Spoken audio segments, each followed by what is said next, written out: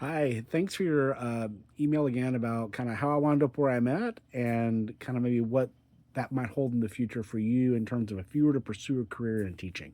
So, just a couple of things. When I started out, I am from a family of educators. Most of them, though, are in K 12. Some are like in youth education, like through church, but most of them taught in public schools. And, they all thought it was very fulfilling, but they all told me don't major in education because they thought, just that it's challenging. There's a lot of work to it also, even though it can be very rewarding. So for me, the approach I got was don't do that. When I was in college, I actually majored in two different majors and a minor. I had a minor in Baptist Studies where I studied at Oxford for a semester. And I also I loved philosophy. That really guided a lot. I started a debate team when I was in high school. And so that kind of helped me how I think through things. And then I kind of had like as a backup major sociology. And I was told at the time there's a lot of government jobs you could get with that or other things. And it was a good generalist degree.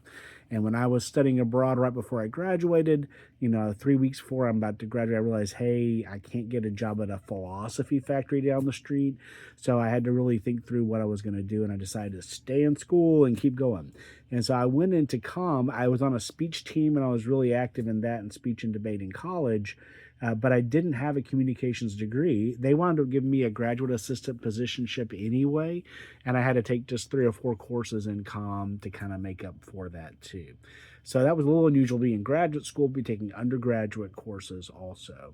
And then I was a graduate assistant for the speech and debate team at the university that I was at. And at the end of that 2 year period, I applied to a lot of jobs, and the ones that I got feedback from were the ones where I would be a speech and debate team coach. So I was only had the master's, but because I had experience in this other area that became part of my job description, going with that speech and debate team, that helped me get it. And what I found when I got into the job was a lot of people in my department had been speech and debate team coaches in the past.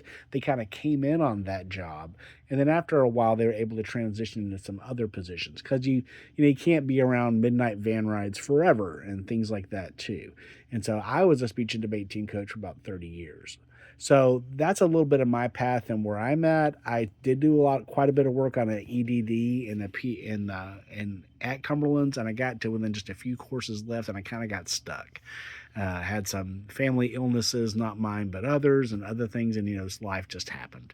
I am eager to finish that at some point, but it may not happen. I'll be honest. So I'm the department chair, but I don't have a terminal degree. In some cases, an MFA, a Master of Fine Arts, can be regarded as a terminal degree, and that might be a way for you to get to uh, more likelihood of being chosen without having to go through necessarily all the work of the final degree. I would say a couple of things. One is, what do you think you may want to teach? Because um, generally speaking, you have to have at least 18 graduate hours in the field that you're teaching in. So, since I teach in comm and I have a master's degree in common speech, that's the kind of courses that I teach for the most part. I can't teach math, for example. And there are some cases where if you have a EDD, you might can teach in education too. But generally speaking, universities prefer to have a terminal degree in the field that you'll be teaching in. And so you don't have to decide right this second, but when you are looking at the advanced degree you want, that will probably play a large role in whatever field you decide to go into. So if you want to teach in education, getting those advanced degrees would help if you went straight into K 12. And that experience in K 12 would help you a lot if you wanted to teach at higher ed in that too. And you can do both at the same time. There are some universities that only hire teachers that have taught some in the field. It's because they have that practical knowledge that they can bring also. For me in communication, there's a lot of jobs in the communication departments that also involve doing a kind of a side, it's not a side job, it's part of your job. So, for example, a lot of times people that teach journalism help advise and work with the school newspaper. A lot of people that teach in video or media might also help with a school podcast studio or a Mac lab or a video production component that maybe does news and other things like that or has a YouTube studio. So whatever area you're in, there's a lot of ancillaries. I did speech and debate team, and there's others. If you're in public relations, there's a Public Relations Society of America, and they have clubs on college campuses, and sometimes people that are experienced in that advise that local chapter. So my advice would be to use it if you have a master's degree only, that's fine for community colleges. It's also a lot of times fine for some regional or small liberal arts colleges. It would not be what would get you a full-time job at a university like the University of Kentucky. To do that, the max they would probably put you on be like we'll call a 3-year fixed term contract, and that would just be one you'd be working at with that. If you have experience in an ancillary or are willing to work with that, whether it's a newspaper, a radio station, speech and debate, whatever it might be, there's lots. It just depends on the particular department you're looking at. That's a really great way to kind of get a foot in the door in that department with only a master's.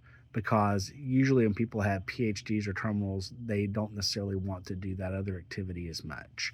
So my best advice is with a master's only, figure out what niche or area you want to specialize in. And that doesn't necessarily have to be what you wind up teaching, but it's a door, at least to start with, to get you some more opportunities in 4-year colleges and universities to come in at the entry level. So, and then a lot of it, honestly, is just networking. As all the I've applied to lots of jobs when I got my degree and when I needed to look at another option at one point. But to be honest, all the leads I have, all the jobs I had started with knowing somebody and having them recommend me, because I was building up my reputation, particularly in speech and debate, and teams that I developed and graduate assisted with and coached. And I would also say one thing I took a 1-year job as a director of debate and a teacher at a university when I had the potential for a longer time job as an assistant coach, because I wanted to go for the highest position I could have where I was in charge. And I would tell you that even in 1-year appointments, the odds of getting rehired are close to maybe 40-50%, because if you do a good job, if you demonstrate yourself, they tend to go with what they know than what they don't know. So I wouldn't be afraid of a 1-year job. I wouldn't necessarily buy a house, but I'd be open to looking at that. And in terms of online, you start out, there's a couple big ones to open up with: Purdue Global, Southern New Hampshire, Western Governors, a couple others that are a little easier maybe to get your foot in the door if you're adjunct teaching online, you want to live where you're at. And again, that's a contact thing. I teach classes online in NC at Cumberland's. I got offered an online teaching position through a connection with administration. Someone had passed away at another university. They needed to fill this one class that they had a hard time doing. And I did a good enough job with it, just through a lot of work, and, they're great students, that I've been re-upped for the 3rd time coming up now. And so that's kind of like a side income I'm getting. And I've thought about doing some more, but to be honest, I haven't pursued. I'm busy enough with what I got. I'm doing fine. I don't need to stretch myself out too much right now. But that'd be some things I would say. So, if you really want to work in comm more, start thinking about an area you might specialize in, or that you could look for in jobs if you want to get a position at a 4-year university. That would help you get a position there. And then I would say certifications or specializations you can work in your field would be a good way to go. And if it's online, get that first job and, do a good job with that, and then you can build. There's a lot of online adjuncts we have that teach at 2 to 5 different universities, and they just teach a variety of courses all the time. And so if they're asynchronous online courses, you can do a couple of them, particularly if it's kind of the same kind of course. It gets a little harder if there are a lot of different preps or if they also meet online. That's a lot of information. I want to say, look, it can happen. I didn't have a path that led directly to where I wound up. And the thing I kind of did as a hobby that I got a partial scholarship for in college wound up being my career. So, the average person changes jobs a lot and things a lot. And I can honestly say that all the different majors and things I had helped shape me to where I'm at today. And I think that plays a role in how I communicate and talk with others. I like to see big picture ideas and not just granular or specific ideas. And I think some of those larger degrees I had in the past help with that some, where you can see where something in one field might impact another field too. But I would just say, start to develop relationships with your professors if you're going to use them for references later on. I was saying, to go into grad school, there's a real demand. They want to have students because you'll teach classes eventually or work in labs, and that's kind of like cheap labor for universities. So you should be able to go to graduate school if you want to. If you're, if you're doing it from online, there are ways to do it that aren't too expensive. If you're willing to go to that university and teach classes, they'll waive your tuition. They'll give you a stipend anywhere from $5,000 to $20,000, depending on which university you go to. So grad school should be free if it's in person. If it's online, there are ones that are more affordable than others. And the choice of which one to go to depends on kind of your specialization area. If you want to go in a strategic communication, which is a pretty good field right now, you can do that online with a number of universities that are well known. If you want to do public relations, there might be other choices you might have.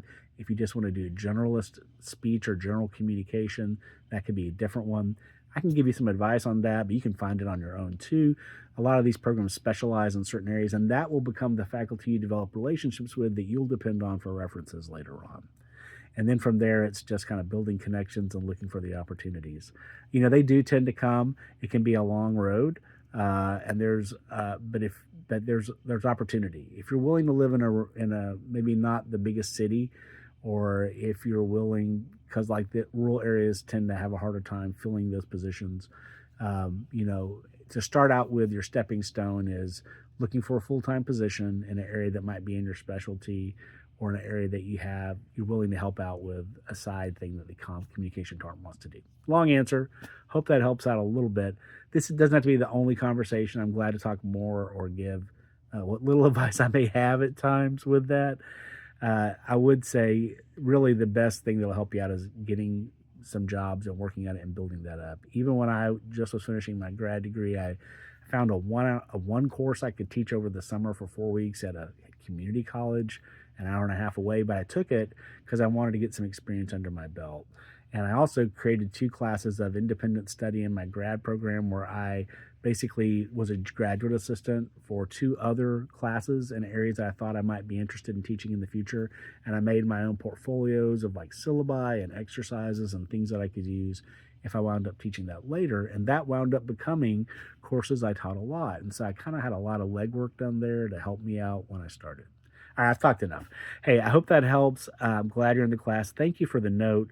I'm always glad to help others as much as I can continue in the field or their education or in the teaching if that's what they want to do. There's a lot of great things about it for sure. It is changing. It's a rapidly changing field, but there's a lot of room there, and there's a lot of people that are going to retire in just the next few short years, and there's going to be vacancies that need to get filled, and they're going to be looking for good people to do that. And if you're one of them, I'm sure there'll be a place for you too. All right, that's it. I'll talk to you later. Thanks. Bye.